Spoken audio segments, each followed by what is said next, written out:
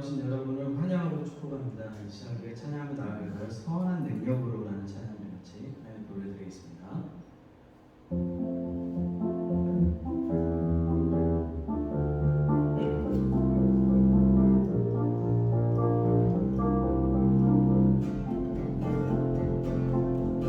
그 선한 님의 고요히 감사여 그 놀라운 평화를 누리며 나 그대들과 함께 걸어가네 나 그대들과 하늘을 여네 지나간 어느 어둠의 날들이 무겁게 내 영혼을 눌러도 오 주여 우리 외면치 마시고 약속의 구원을 이루소서 그 선한 힘이 우리를 감싸시니 믿음으로 일어날 일 기대하네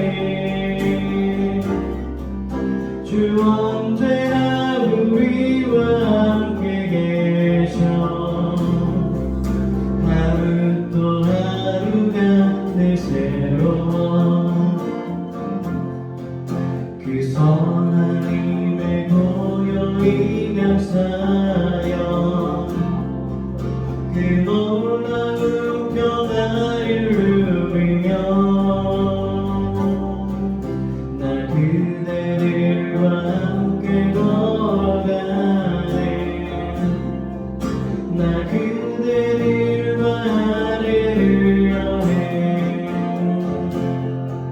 지나간 어느 어둠의 날들이 무겁게 내 영혼을 눌러도 오 주여 우리 외면치 마시고 약속의 구원을 이루소서 그 선한 힘이 우리를 감싸시니 믿음으로 일어날 일 기대하네 주 언제나 우리와 함께 계셔 하루 또 하루가 늘 새로워 그 선한 힘이 우리를 감싸시니 믿음으로 일어날 일 기대하네 주 언제나 우리와 함께 계셔 하루 또 하루가 늘 새로워 그 선한 힘이 우리를 감싸시니 믿음으로 일어날 일 기대하리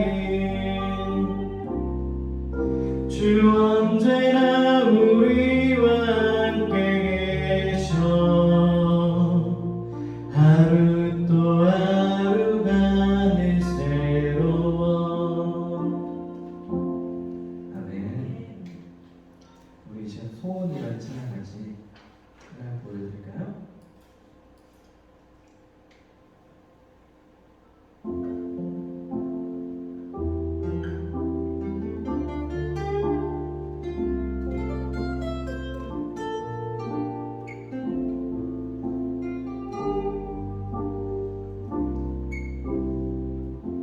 삶의 작은 일에도 그 마음을 알기 원하네 그 좁은 길로 가기 원해 나의 작음을 알고 그분의 크심을 알며 소망 그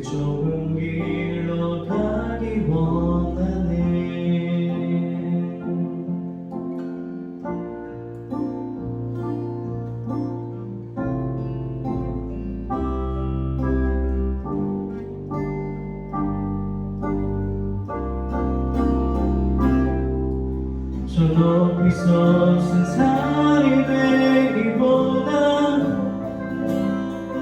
여기 오름직한 동산이 되길 내가 길만 비추기보다는 누군가의 길을 비춰준다면 내가 노래하듯이 또 내가 얘기하듯이 살기 난 그렇게 죽기 원하네 삶의 한 절이라도 그분을 담기 원하네 사랑 그 높은 길로 가기 원하네 한 번 더 고백할까요?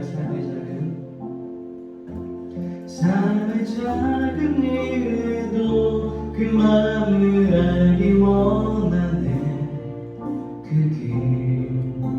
그 좁은 길로 가기 원해 나의 작음을 알고 그분의 크심을 알며 소망 그 깊은 길로 가기 원하네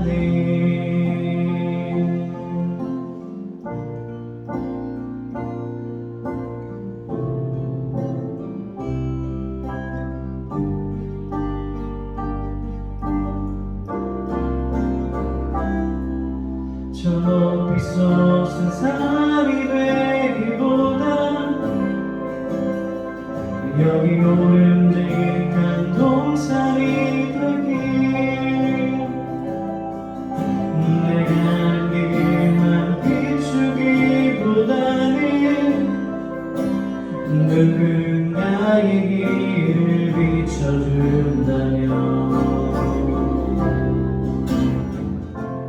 내가 노래하듯이 또 내가 얘기하듯이 살기 날 그렇게 죽기 원하네 삶의 한 절이라도 그분을 담기 원하네 사랑 그 높은 길로 가기 원하네 내가 노래하듯이 또 내가 얘기하듯이 살기 난 그렇게 죽기 원하네 삶의 한 절이라도 그분을 담기 원하네 사랑 그 높은 길로 가기 원하네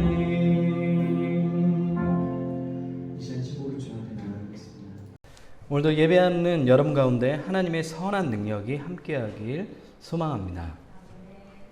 여러분 신앙에 있어서 중요한 좋은 질문을 던지는 게 굉장히 중요합니다. 여러분도 그런 질문들을 던지잖아요. 신앙에 대한 좋은 질문을 던지는 게 매우 중요해요. 여러분 어떤 신앙의 질문들을 던지는지 여러분 자신을 들여다보며 내가 좋은 신앙의 질문을 던진다면 좋은 신앙인이 될 확률이 많아지거든요. 왜냐하면 인간은 질문을 통해서 성장하기 때문에 질문이 굉장히 중요합니다. 그래서 우리는 이러한 질문들을 모아놓은 것을 조금 고상한 언어로 뭐라고 얘기하면 철학이라고 얘기해요. 철학. 좋은 질문들을 모아놓은 게 뭐라고요? 철학이라고 이야기해요. 철학은 대부분 다 좋은 질문들을 던지고 그 질문에 대한 답을 찾고 하는 것이 철학하는 모든 과정이에요. 그래서 막 철학이 너무 어렵고 막 그런 게 아니에요. 그래서 인생 철학 뭐 이런 표현을 쓰잖아요.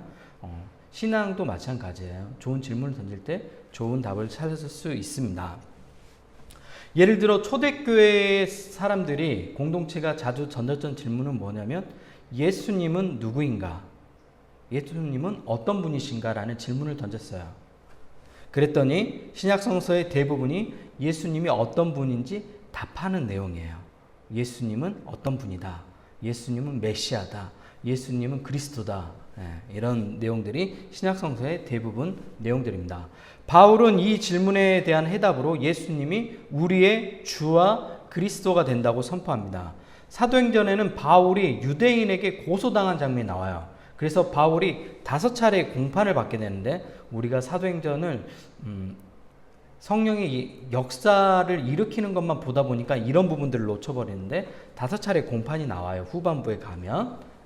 그래서 그 5차례 공판의 내용이 뭐냐면 사도 바울이 예수님이 주와 그리스도가 된다고 선포한 내용이 문제가 됐던 거예요. 그래서 유대인들이 고발했던 거예요.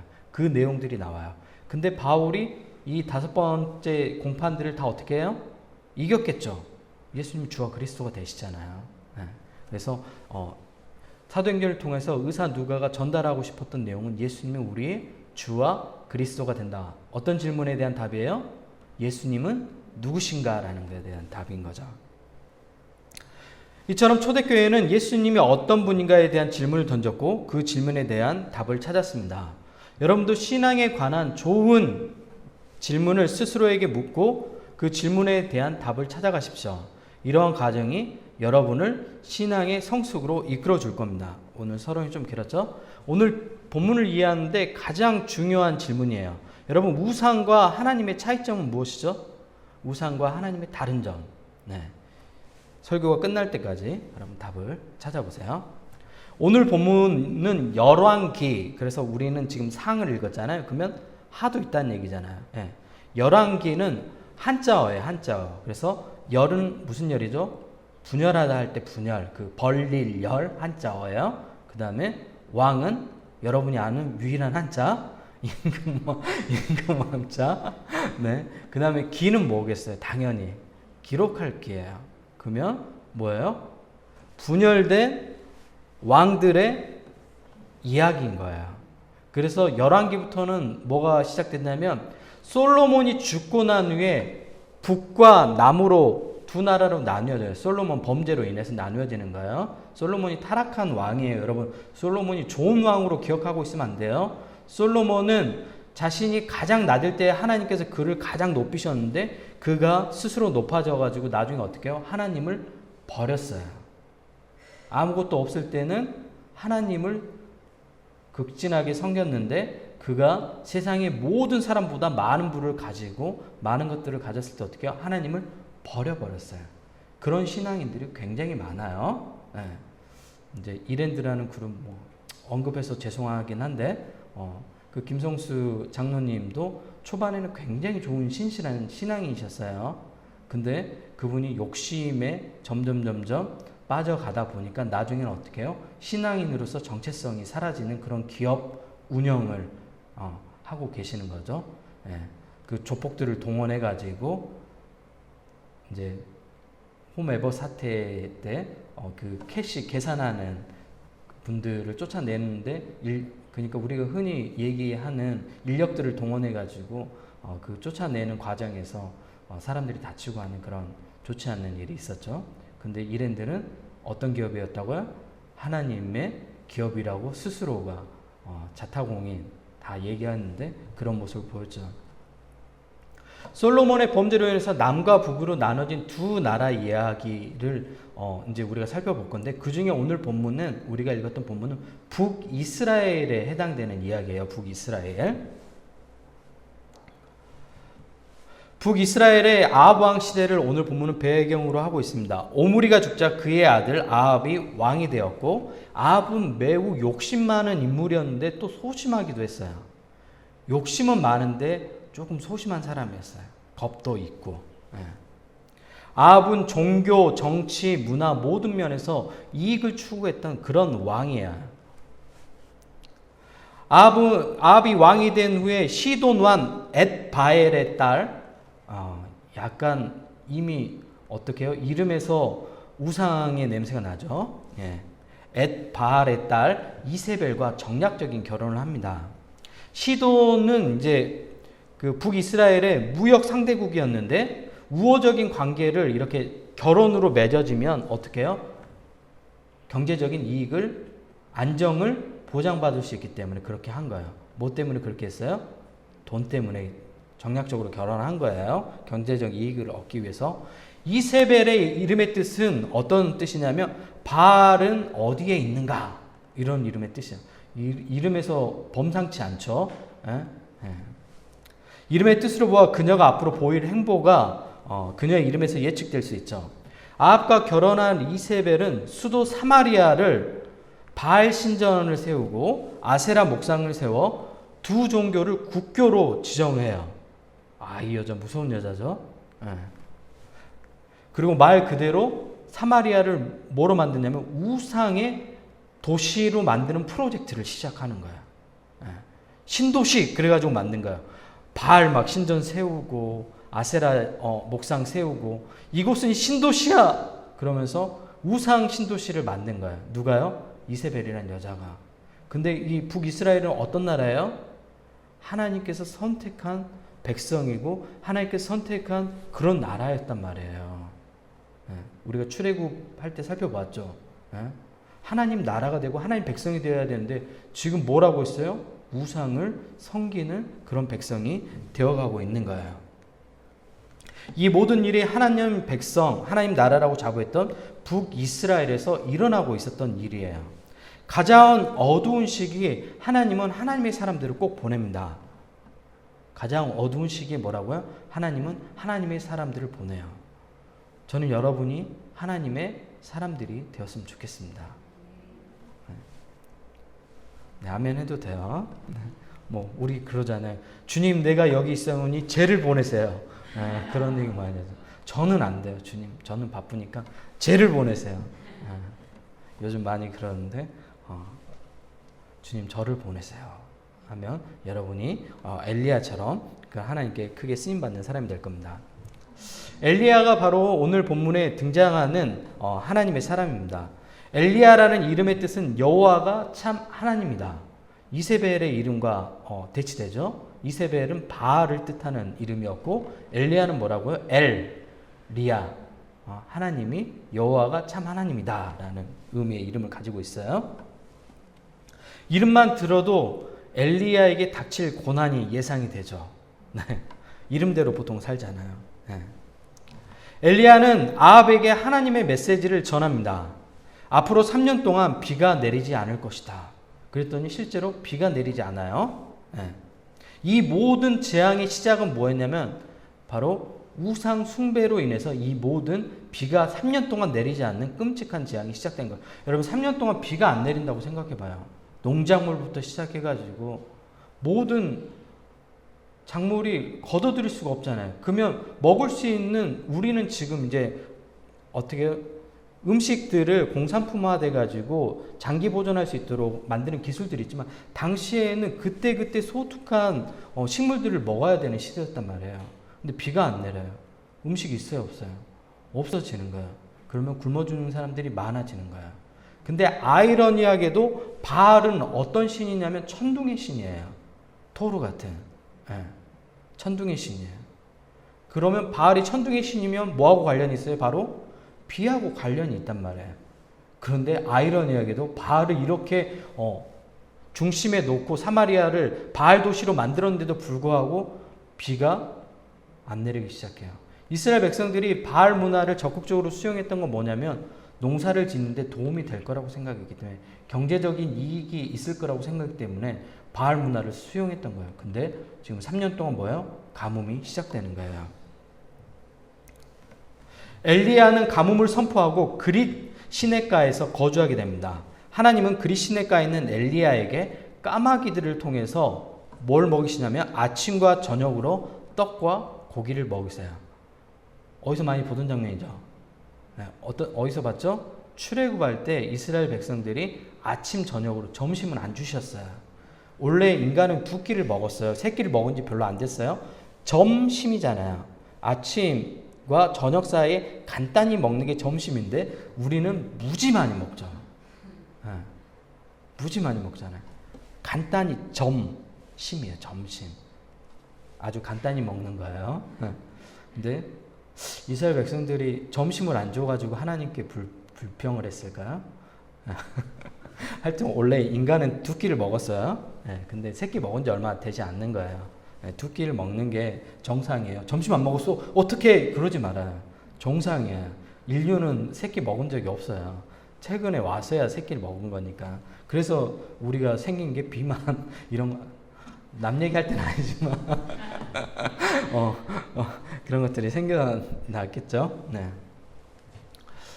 이스라엘 백성에게 만나와 메추라기를 먹이셨던 것처럼 하나님께서 지금 엘리야를 그리시네가에 있는 엘리야를 까마귀를 통해서 먹이십니다.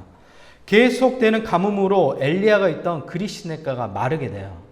이제 엘리야가 이동하는데 어디로 이동하냐면 바알의 본거지 시돈으로 이동해요. 네. 아까 시돈은 누구의 고향이라고 얘기했어요? 이세벨이라는 여자의 고향이에요. 여왕의. 네. 근데 시돈에 속한 사르밧이라는 해안 마을로 들어가게 됩니다. 아무도 예상하지 못하죠. 이세벨하고 아합이 지금 누굴 계속해서 찾고 있어요. 가뭄을 예언하고 떠나버린 남자. 그랬더니 가뭄이 왔어.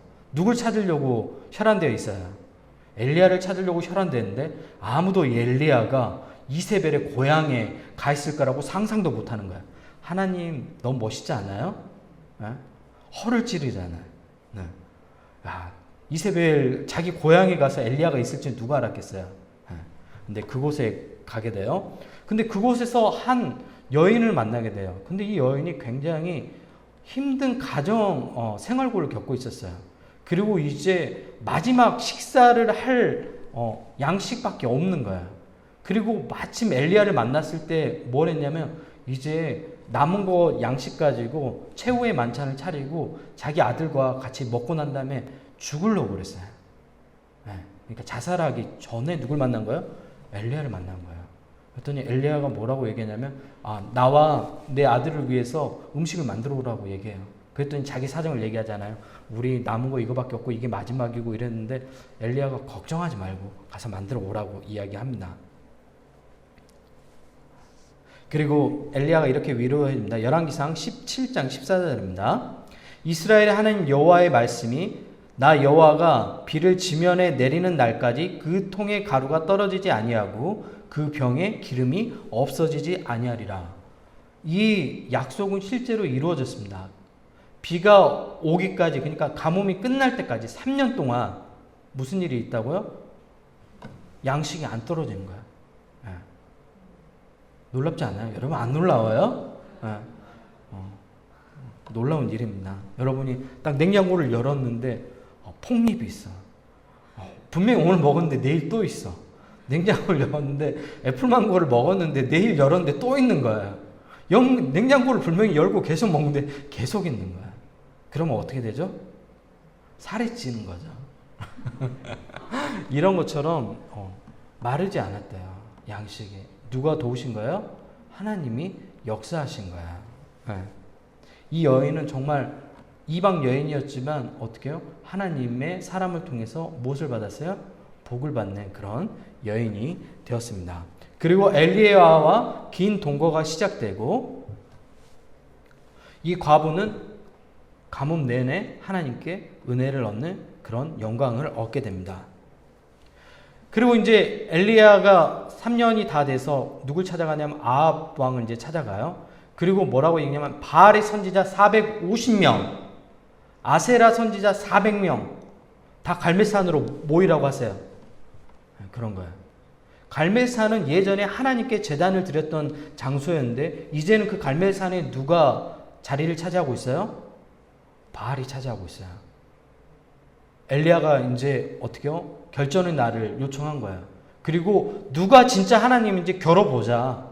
그리고 소 2마리를 잡아라고 얘기해요. 소 2마리를 잡았어요. 그리고 이제 바알 선지자에게 얘기해요. 바알 선지자 450명과 아세라 선지자 400명을 와라고 했는데 놀랍게도 아세라 선지자 400명은 안 보내요. 네. 누가 안 보냈을까요?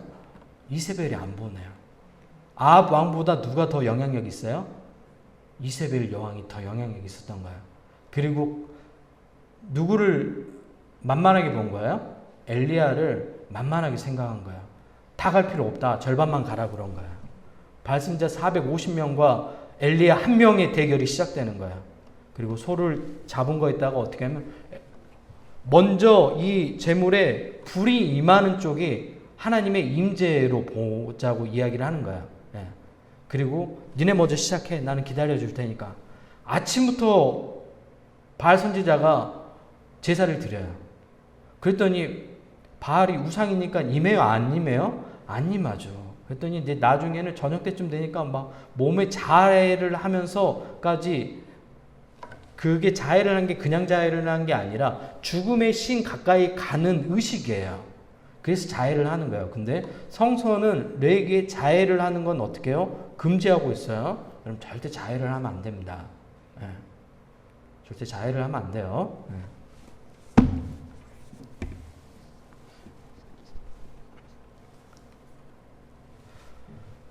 그래서 이제 저녁 때가 되니까 아무래도 임재가 돼요, 안 돼요? 안 되죠. 그때 엘리야가 비웃어요. 그리고 엘리야가 이제 하나님이 임하시는가 안 임하시는가 보라고 얘기하면서, 엘리야는 그 제물에다가 뭘 보라고 하냐면 물 4통에다가 가져왔고 이곳에 다 물을 부으라고 얘기해요. 그리고 돌 12개를 취해가지고 거기다 딱 쌓고 도랑 딱 내고 다 물이 흘러 흥건히 젖히게 해요. 그랬더니 어떻게 하나님의 불이 임해가지고 소만 태운 게 아니라 돌에까지 다 불이 붙어가지고 그 땅이 완전히 마른 땅처럼 됐어요. 그랬더니 사람들이 두려워요, 안 두려워요? 아, 여호와가 진짜 하나님이시구나. 엘리야가 된 거죠, 진짜. 예, 엘리야가 된 거예요, 진짜. 여호와가 진짜 참 하나님이시구나. 그리고 바알의 선지자 450명을 어떻게 하면 모두 다 사람들이 죽이게끔 해요. 예. 그 일이 있고 난 이후의 사건이 오늘 본문이에요. 엄청난 승리를 거뒀죠, 여러분. 450대 1로 싸워봤어요? 예? 근데 이런 하나님의 놀라운 기적을 경험했어요. 그전에는 어떤 경험을 했어요? 사르밧 과부의 그 가정에서 3년 동안 냉장고가 비지 않는 역사가 일어났단 말이에요. 그걸 엘리야가 자기가 봤잖아요. 자기를 통해서 일하신 하나님을. 그전에는 어떤 기적이 일어났어요? 그리시네가에서 하나님이 밤낮으로 어떻게 해요? 그리시네가가 마를 때까지 하나님께서 저녁에는 바베큐 해주시고, 그 정직한 제빵소에서 맛있는 빵 공급해 주시고, 우리 정연이 다른 데로 옮겨갔으니까 다른 제빵소 얘기하는데, 아침 저녁으로 그렇게 먹이셨잖아요. 그런 기적들을 경험했잖아요. 그전에는 어떤 경험을 했어요? 기적을. 가뭄이 시작된 것들을 경험했잖아요. 이스라엘은 반드시 이른 비와 늦은 비 두 차례 비가 내려요. 1년에. 건기와 우기가 정확히 나눠져 가지고. 근데 3년 동안 비가 안 오는 그런 경험들을 했잖아요. 이 모든 경험들을 했는데도 불구하고 엘리야가 이 대승을 거두고 난 다음에 이세벨이라는 이 여자가 뭐라고 얘기하냐면 사신을 보내요. 그래가지고 엘리야를 내가 죽이겠다고 얘기하는 거야. 아합 왕한테 그 모든 소식을 듣고 난 이후에 아합은 소심하지만 이세벨은 어떤 여자라고 그랬어요? 굉장히 공격적이고 욕심이 많은 그런 여자였어요. 야심이 많은. 남자 흔히 이렇게 잡아먹는다는 표현 쓰잖아요. 그런 여성이었어요. 그랬더니 어떻게 됐어요? 엘리야가 당당히 딱 나갔어야 되잖아요. 무서워가지고 브레스에바까지 도망갔어요. 이스라엘은 경계를 어떻게 나누냐면 북쪽은 단으로 나눠요. 그러니까 북쪽 끝이 단이라고 생각하면 돼요. 우리로 얘기하면 북쪽 백두산 이렇게 생각하면 돼요. 그리고 밑에 쪽, 아래쪽으로는 어디를 나누냐면 경계를 브레스에바로 나눠요. 우리로 얘기하면 제주도, 한라산. 어떤 느낌인지 알겠죠? 근데 제주도까지 내려간 거예요. 엘리야는 지금 어디 있었어요? 북이스라엘에 있었는데 어디까지 내려갔다고요? 지금 브레스에바, 제주도까지 내려간 거예요. 얼만큼 많이 무서워가지고 도망간지 알겠죠? 네. 그리고 하룻길을 더 갔다가 로뎀나무가 있는데 거기 아래서 이제 하나님께 하소연하는 거예요. 하나님께서 묻잖아요. 너 왜 여기 있어? 하나님께 요즘 우리말로 하면 이렇게 한 거예요. 형아, 너 왜 여기 있어? 하나님이 여기 있는지 몰라서 묻는 거예요. 너가 지금 왜 이러고 있느냐고 묻고 있는 거예요. 네. 그랬더니 엘리야가 뭐라고 얘기해요? 나만 남았다고. 이제 나밖에 없다고. 근데 엘리야가 여기 오기 전에 오바다라는 사람을 만나요. 오바다는 궁전에서 일하던, 우리로 얘기하면 지금 청와대에서 일하는 사람인데 그가 이세벨이 하나님의 사람들을 죽일 때, 왜냐하면 바알의 도시를 만들려면 누구부터 없애야 돼요? 하나님의 선지자들부터 죽여야 되잖아요. 하나님의 선지자를 죽일 때 오바다라는 사람이 100명을 살려준 이야기를 누가 들었어요? 누가 들었어요? 엘리야가 들었어요. 그런데 뭐라고 얘기해? 하나님께 나만 남았다고. 이제 다 죽고 나만 남았다고. 엘리야가 왜 이렇게 연약해졌을까요? 450대 1로 싸우던 그 배짱은 다 어디로 가고 왜 이렇게 초라해졌을까요? 엘리야가 도대체 왜 이렇게 됐나요? 하루아침에. 우리 지난 시간에 살펴봤던 욥도 이러진 않았잖아요. 하나님이 멋진 사람이, 우리가 기대했던 엘리야 그러면 많은 기적을 일으키고 그런 사람이잖아요. 근데 왜 이렇게 오늘 초라하게 로뎀나무 아래서 죽겠다고 죽여달라고 얘기하잖아요. 나는 선저보다, 우리 열저보다 못하니까 하나님 나를 죽여달라고 얘기하잖아요. 왜 큰 승리 앞에서 이렇게 초라한 모습을 하고 있을까요? 왜 그럴까요? 엘리야 안에 있었던 익숙한 어두움이 엘리야의 영혼을 좀먹기 시작한 거예요. 뭐라고요? 익숙한 어두움이. 근데 우리 신앙인들도 이런 모습이 많아요. 우리가 로마로부터 초대교회가 핍박을 받을 때는 많은 사람들이 순교했어요. 베드로 사도는 어떻게 했냐면 나는 예수님을 3번 부인한 적이 있으니까 나는 거꾸로 매달으려고 했어요. 많은 사람들이 주님을 드러내고 인정하고 순교했어요. 멋있죠? 네. 우리는 어떻게 하죠? 그 반대로 가잖아요. 근데 로마의 기독교가 국교로 됐어요. 그 이후부터 어떻게 됐을까요? 사람들이 변하기 시작해요. 변하기 시작했어요. 하나님의 영광을 드러낸다고 했는데 자신의 영광을 드러내기 시작했어요. 교회도 마찬가지였어요. 교회도 하나님의 영광을 드러낸다고 했는데 교회도 교회의 영광을 드러냈어요. 좀 아이러니하게 들리죠? 교회의 영광이 뭐예요? 교회의 화려한 건물을 위로 높이 짓는 거예요. 왜 그렇게 뾰족하게 높이 지었는지 이해되죠? 하늘 높이 영광을 드러내는 거라고 생각했던 거예요. 그런데 하나님께서는 우리에게 뭐라고 얘기하시냐면 사랑의 나눔 있는 그곳에 하나님께서 함께 계시도다라고 얘기하는 거예요. 하나님의 영광은 그렇게 드러나는 거예요. 근데 중세 사람들은 어떻게 생각했어요? 높이 건물을 지으면 하나님의 영광이 드러날 거라고 생각을 한 거예요. 이처럼 어리석은 길로 오히려 반대로 가게 돼요. 뭐 때문에 그래요? 우리 안에 있는 익숙한 어둠에 따라 가는 길인 거예요. 여러분도 이럴 때 있죠. 교회 안에서 굉장히 사역을 멋지게 했는데 어느 순간에 내가 내 어둠을 따라 가고 있는 모습을 봐요. 괜히 무기력해지고 뭔가 하기 싫어지고 내가 과거에 안 했던 안 좋은 습관도 있잖아요. 그걸 하고 있어요. 은혜 열심히 받고 와서 교회 와서 은혜 받았어. 말씀 듣고. 근데 어두운 익숙함을 따라가고 있는 거예요. 그럴 땐 그 어두운 익숙함을 어떻게 해야 돼요? 어둠 익숙하면 어떻게 해요? 하나님의 선한 능력으로 끊어내야 되는 거예요. 내 생각이 그 어둠의 익숙함이 길을 내주면 거기 계속 어떻게 하면 빠져들기 시작해요. 엘리야가 어떤 사람이었어요? 여호와가 참 하나님이라고 고백하는 사람이었잖아요. 그가 지금 이세벨이 자신을 죽이겠다고 한 그 말 때문에 얼마나 초라해졌어요. 자기는 열조보다 못하다고 얘기하고 자기는 그럴 능력이 안 된다고 얘기하고 하나님이 엄청난 기적들을 엘리야를 통해서 일으켰는데도 불구하고 이렇게 연약한 모습으로 무너지고 있어요. 왜 그러는가요? 하나님의 일하심을 못 보는 거예요. 왜? 익숙한 어둠에 따라가 버리기 때문에 그래요.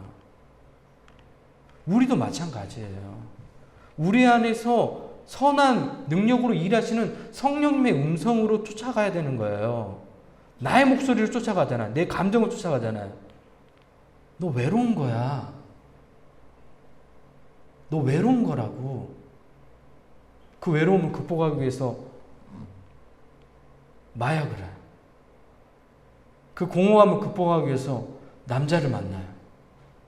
근데 남자가 우리 김영민 집사님 같은 남자가 있어요? 없죠. 남자들 대부분 다 어떻게 해요? 남자들 이기적이잖아요. 그러니까 또 만나고 있는데도 어떻게 해요? 외로워지는 거야. 그 익숙한 어둠에 계속 끌려서 계속 그런 반복되는 삶을 살게 되는 거예요. 이런 고난이 자기에게 시련이 찾아올 때는 어떻게 해야 되냐면 하나님을 봐야 되는 거예요. 하나님의 큰 그림을 봐야 되는 거예요. 그러기 위해서 그 고난이 찾아오는 거예요.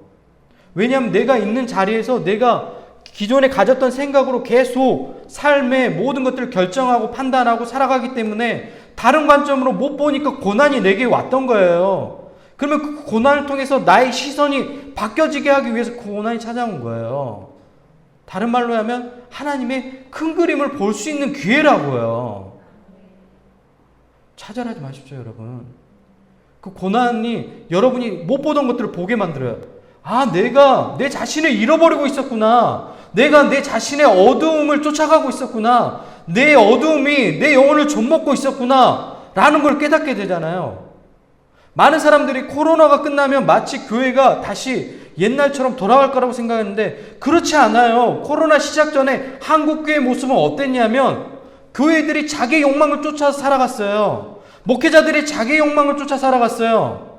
자기의 영광을 위해 쫓아갔어요. 성도들을 수단으로 이용하고 가스라이팅이 가장 많이 일어나는 데가 교회 공동체였다니까요. 모르고 있었잖아요. 왜 성공하려고 했냐면 자기의 영광을 드러내기 위해서 그랬어요. 교회의 목적이 뭐예요? 교회는 하나님의 사람들을 세우는 게 목적이라고요. 하나님의 사람들을 이용해가지고 자신의 욕망을 채우는 곳이 아니란 말이에요. 근데 많은 교회 공동체가 그러고 있었어요. 언제요? 코로나 전에 그러고 있었어요. 여러분도 그렇게 이용당한 사람들 있죠? 그래서 마음에 상처 있고 마음이 갈기갈기 찢어진 사람들 있잖아요. 마음이 너무 아파가지고 나 이제 더 이상 교회 나가고 싶지 않아. 트라우마 때문에. 그런 사람들이 나가서 생긴 교인이 뭐라고 얘기하면 가나안 교인이라고 얘기해요. 가나안 교인. 가나안 거꾸로 얘기하면 뭐예요? 안, 나, 가. 다 상처 입은 사람들인 거예요. 교회가 교회다운 모습으로 그리스도의 사랑을 가지고 사람들을 세우고 그런 일들에 집중했다면 그런 일들이 있었을까요? 없었죠. 우리가 코로나 전에 마치 한국교회가 온전했던 것처럼 생각하면 착각인 거예요. 한국교회가 어떻게 가고 있었냐면 익숙한 어둠에 따라서 욕망을 따라 점점 이러면 안 되는데 이거 뭔가 아닌 것 같은데 여러분도 그랬죠. 이거 뭔가 아닌 것 같은데 교회 방향이 이거 뭔가 틀린 것 같은데 그러다가 여기까지 오게 된 거예요. 근데 하나님께서 오늘 엘리야에게 어떻게 나타나신지 보이죠. 동굴 안에 있는 엘리야에게 폭풍 가운데 하나님께서 나타나셔요. 보통 하나님은 임재는 그렇게 강력하게 임재했어요. 근데 오늘 본문에 보면 하나님은 세밀한 음성으로 엘리야에게 말씀하세요. 하나님답지 않죠? 하나님답지 않잖아요. 너무도 작은 음성으로. 의용하기 많이 힘들지? 하나님이 이렇게 얘기하는 거예요. 내가 너의 삶을 알아. 하나님께서 말씀하시는 거예요. 그리고 하나님께서 어떻게 해요? 엘리야를 다시 회복시키시잖아요. 위로하시고. 우리 하나님은 그런 분이에요. 그리고 하나님께서 뭘 얘기하셔요? 하나님께서 가지고 있는 큰 그림을 엘리야에게 보이시잖아요. 우리가 하나님의 큰 그림을 못 볼 때 우리가 절망하게 돼요. 하나님 이제 승리가 하나님 나라가 다 다른 것 같고 내 인생에 이제 좋은 일만 생길 것 같은데 갑자기 뜻하지 않는 일이 생긴 거예요. 그러면 하나님의 그림이 보여요, 안 보여요? 누구나 못 보게 돼요.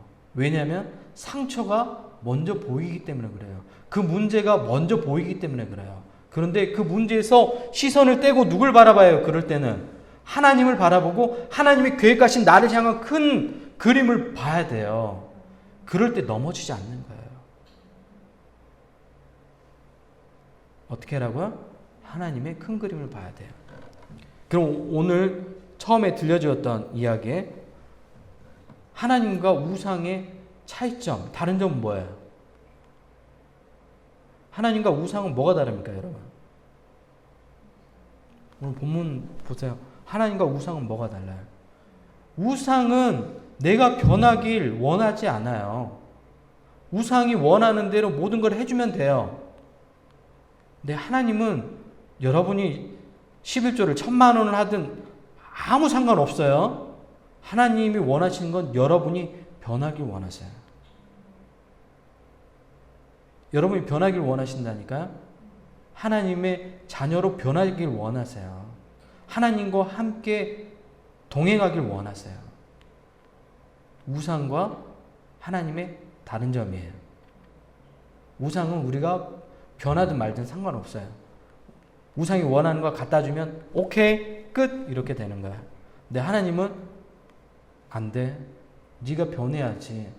너의 익숙한 어두움에서 손을 떼고 하나님의 선한 능력으로 다시 일어서야지 라고 이야기하시는 거예요. 엘리야, 하나님은 참 하나님이십니다. 여러분 삶 가운데 많은 어려움들이 있죠. 그리고 뭔가 하나님 원하시는 삶대로 살아가려고 하고 하는데 계속해서 익숙한 어둠이 나를 붙잡고 있지 않아요? 그리고 그 감정에서 벗어나기 힘들잖아요. 그래서 똑같은 상황들이 계속 내 삶 가운데 일어난 거예요. 왜? 그 익숙한 감정들이 나를 어떻게 해요? 좀먹기 시작하고 있기 때문에 그런 거예요. 그럴 때는 어떻게 해야 된다고요? 하나님의 선한 능력을 붙잡아야 돼요. 하나님의 선한 능력을 붙잡는 거예요. 어떻게 붙잡죠? 어떻게 붙잡아요? 주님께 어떻게 해요? 내 마음을 드리는 거예요. 엘리야 같은 사람도 넘어졌어요? 안 넘어졌어요? 넘어져요. 착각하면 안 돼요. 우리 모두 다 넘어질 수 있는 그냥 연약한 인간일 뿐이에요. 제 고향이 전남 여수인데 여수에 손양원 목사님 기념관이 있어요. 손양원 목사님 들어봤어요? 손양원 목사님이 누구냐면 우리나라에서 사랑의 목회자로 가장 알려진 분이에요. 손양원 목사님 두 아들이 있었는데 딸도 있고 두 아들이 한 청년에게 죽임을 당하게 돼요. 근데 그 청년을 손양원 목사님이 어떻게 하냐면 용서해요. 그리고 심지어 용서한 것까지는 그래도 우리가 할 수 있다고 쳐요. 근데 심지어 그 용서한 청년을 양아들로 삼아서 그분이 지금 목사님이 되셨죠. 양아들로 삼아요. 그 분이 누구냐면 바로 손양원 목사님이에요. 엄청난 분이죠. 근데 그 손양원 목사님이 평생 동안 기도했던 내용이 있어요. 손양원 목사님이 섬겼던 공동체는 한센병 환자들, 우리가 흔히 문둥병이라고 얘기하는데 문둥병이란 얘기를 표현하는 거는 언어적으로 적절치 않아요. 한센병이라고 얘기해야 돼요. 한센병 환자들을 섬기는 교회 공동체였어요. 근데 그 손양원 목사님이 늘 기도하셨던 내용이 있대요. 우리가 생각할 땐 굉장히 훌륭한 내용의 기도를 했을 것 같잖아요. 손양원 목사님이 이 기도를 항상 하셨대요. 제가 애양원 교회, 손양원 목사님이 섬겼던 그 한센병 공동체가 애양원 교회인데 그 공동체에 있었던 권사님한테 들은 얘기예요. 항상 이 기도를 하셨대요. 하나님, 냄새가 너무 많이 난다고 이 환자들한테. 그러니까 성도들이죠. 성도들한테 그 한센병 그 환자들의 그 특유의 냄새들이 있어요. 그 냄새가 너무 많이 난다고 하나님 이 냄새가 안 나게 해달라고 기도를 한 거예요. 우리 생각과 너무 다르죠. 우리는 사랑의 손양원 목사님이니까 굉장히 뭐 인류 구원을 위한, 민족 구원을 위한 그런 기도를 날마다 하셨을 것 같은데 날마다 했던 기도 중에 하나가 뭐였냐면 이 한센병 환자들한테서 나는 그 냄새가 안 나게 해달라고 기도했대요. 인간적이죠. 이처럼 우리 모두가 훌륭하다고 생각되는 사람도 다 연약해요. 그래서 하나님의 선한 능력이 우리 삶 가운데 필요한 거예요. 그래서 우리가 날마다 구하잖아요. 주님, 저 연약합니다. 저를 도와주세요. 제 마음의 어두움이 저를 좀먹고 있습니다. 하나님의 선한 능력으로 저를 일으켜 세워주세요. 그렇게 날마다 기도해야 되는 거예요. 그런 기도로 여러분 모두 일어서는 우리 뉴에분께 또 오늘 온라인으로 예배드리는 여러분 모두가 되시면 좋겠습니다. 우리 같이 기도할까요?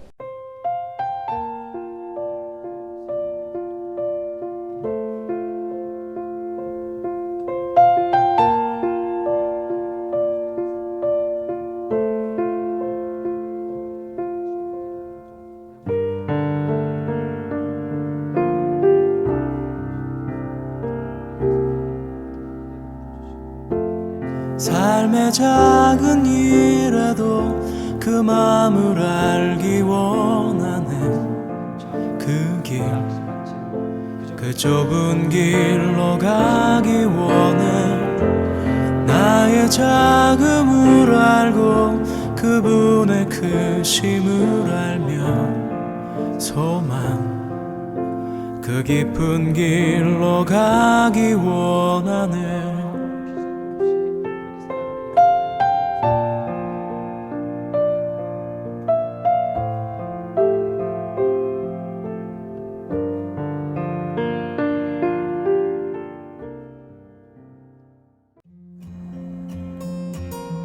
뉴에븐교회 성도 여러분, 한 주간 잘 지내셨나요? 오순절 후 16번째 주일 강구입니다. 첫 번째 교회 소식입니다. 오늘 예배 후 12시 30분 서울 강북노회 가입을 위한 재직회 모임이 있습니다. 두 번째 교회 소식입니다. 슬기로운 가을 신앙생활 1환으로 릴레이 성경 쓰기를 진행하고 있습니다. 범위는 누가복음입니다. 자세한 내용은 교회 단체 카톡방에서 확인하세요. 세 번째 교회 소식입니다. 10월 3일부터 바이블 아카데미를 진행합니다. 범위는 구약 성서입니다. 자세한 내용은 단체 카톡방 공지사항을 확인해 주세요. 네 번째 교회 소식입니다. 온라인 헌금은 아래 카카오뱅크 계좌로 헌금해 주세요. 너희는 이 세대를 본받지 말고 오직 마음을 새롭게 함으로 변화를 받아 하나님의 선하시고 기뻐하시고 온전하신 뜻이 무엇인지 분별하도록 하라. 한 주도 나를 향한 하나님의 선하고 온전하신 뜻을 분별하는 뉴에븐교회 성도 모두가 되시길 바랍니다.